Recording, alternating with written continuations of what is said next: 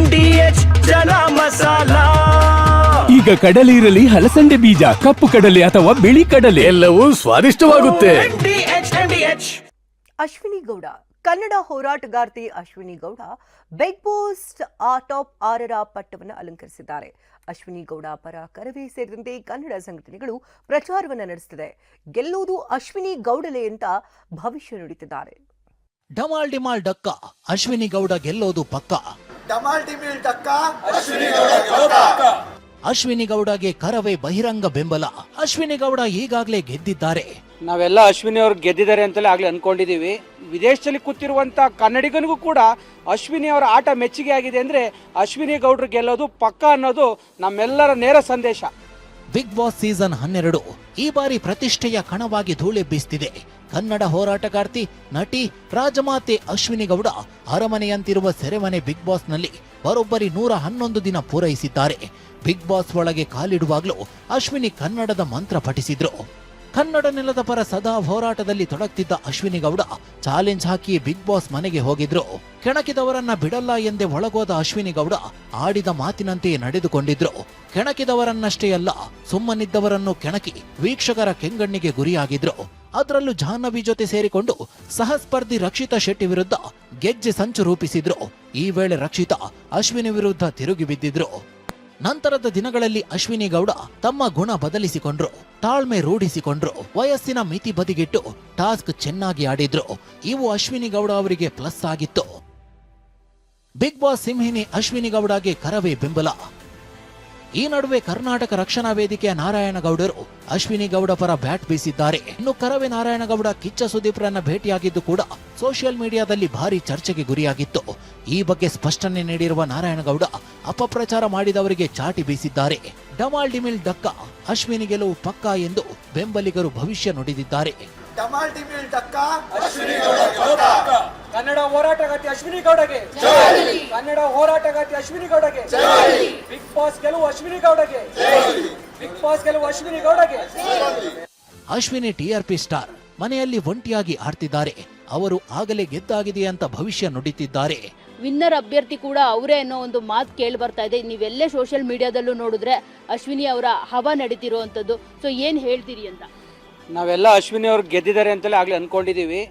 ಯಾಕೆಂದ್ರೆ ನಾವು ಅವರ ಪ್ರೀತಿಸುವಂಥ ಜನ, ಕರ್ನಾಟಕ ರಕ್ಷಣಾ ವೇದಿಕೆಯ ಅನೇಕ ಕಾರ್ಯಕರ್ತರು, ಇವತ್ತೇನು ಲಕ್ಷಾಂತರ ಕಾರ್ಯಕರ್ತರಿದ್ದೀವಿಲ್ಲ, ನಮ್ಮ ಮತ ಹಾಕಿದ್ರೆ ಸಾಕು ಗೆಲ್ಬಹುದು, ಅಷ್ಟು ಆ ಮಟ್ಟಕ್ಕೆ ಅವರ ಜೊತೆಯಲ್ಲಿ ಸಂಗಡಿಗರು ಹೋರಾಟದಲ್ಲಿ ನಾವೆಲ್ಲ ಇದ್ದಂಥದ್ದು. ಹಾಗಾಗಿ ಅಶ್ವಿನಿ ಗೌಡರ ದಿಟ್ಟತನದ ಹೋರಾಟ ಇವತ್ತೆಲ್ಲರ ಮೆಚ್ಚುಗೆಗೆ ಪಾತ್ರ ಆಗಿದೆ. ರಾಜ್ಯದ ಕನ್ನಡಿಗರಿಗೆ ಅಶ್ವಿನಿ ಗೌಡರು ಇವತ್ತು ನೇರವಾಗಿ ಅವರ ಕಣ್ಣಿಗೆ ಕಾಣಿಸುವಂಥದ್ದಾಗಿದೆ. ಹಾಗಾಗಿ ಇಡೀ ಕನ್ನಡಿಗ ಸಮುದಾಯ ಇವತ್ತು ಅಶ್ವಿನಿ ಗೌಡರ ಪರವಾಗಿ ನಿಲ್ಲುತ್ತೆ. ಕರ್ನಾಟಕ ಅಲ್ಲದೆ ದೇಶ ವಿದೇಶ, ನಾನು ಕೂಡ ಕೆಲವು ನಮ್ಮ ವಿದೇಶಿ ಸ್ನೇಹಿತರ ಜೊತೆ ಮಾತಾಡಿದಾಗ ಅವರು ಕೂಡ ಹೇಳ್ತಾ ಇದ್ರು, ನಾವೆಲ್ಲ ಅಶ್ವಿನಿ ಗೌಡ ಓಟ್ ಹಾಕ್ತಿದ್ದೀವಿ ಅಂತ.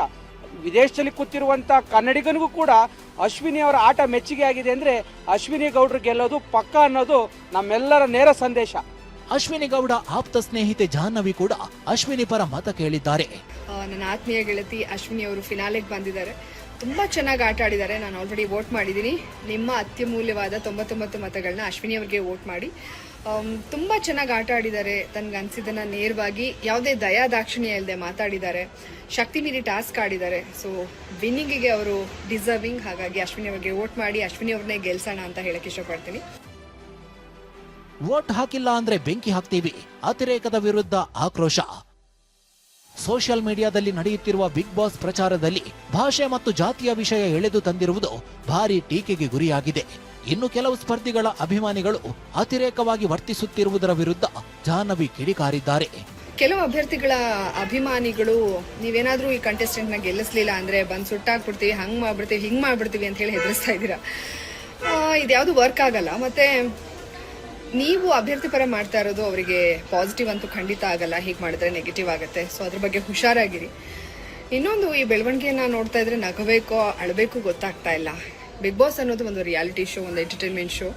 ಎಂಟರ್ಟೈನ್ಮೆಂಟ್ಗೋಸ್ಕರ ನೋಡಿ, ಅದನ್ನ ಬಿಟ್ಟು ತೀರಾ ನೀವು ಪರ್ಸನಲ್ ಆಗಿ ತಗೊಂಡು ಈ ಥರ ಎಲ್ಲ ಮಾಡ್ತಾ ಇರೋದು ನೋಡಿದ್ರೆ ಆಶ್ಚರ್ಯ ಆಗುತ್ತೆ.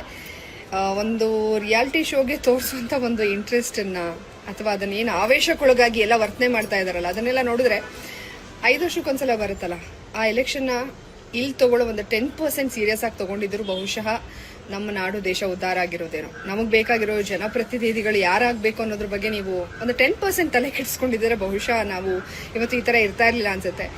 ನನಗೆ ಇದನ್ನ ಹೇಳಬೇಕು ಅಂತ ಅನ್ನಿಸ್ತು, ಹೇಳಿದ್ದೀನಿ.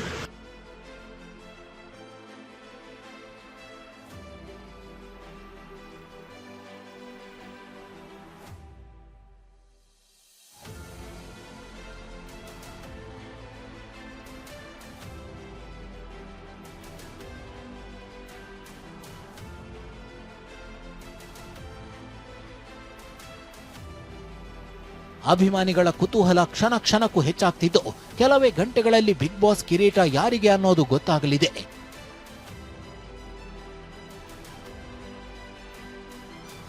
Bureau report, TV9.